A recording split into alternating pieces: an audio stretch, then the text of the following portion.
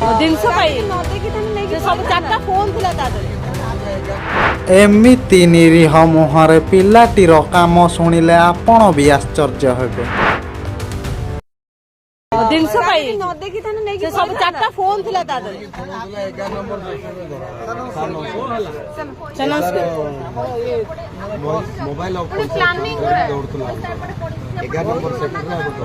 sir ମତେ କହିଲେ କି ତାଙ୍କର ଆଉ ଗୋଟେ ମତେ ମୁଁ ବଇଛି ମତେ କହିଲେ କି ମ୍ୟାମ ତମ ପଇସା ପଡିଛି ମୁଁ ପଛପଟୁ କଣ ଲାଗୁ ଇଏ ବାବୁ ଧରିଛୁ ମାନେ ଭାଇ ଯଦି ନ ଦେଖିଥାନ୍ତେ ଗାମଛା ଭିତରେ ଗାମଛା ଘୋଡେଇକି ପସ୍ତା ଭିତରେ ପୁରେଇଲା ମୁଁ ପାଣି ଭିତରେ ଦୌଡ଼ିଲି ଇଏ ସେଠି ପୁଣି ଅଛନ୍ତି ଇଏ ପସ୍ତା ପକଡ଼ ଦେଇ ଦୌଡ଼ିଲା ତାକୁ 3 ଜଣ ମାଡ଼ି ବସିଲେ ଖସି ପଡି ଆସିଲା ଆଉ ଜଣ ମାଡ଼ି ବସି ପୁରା ପଡିଗଲେ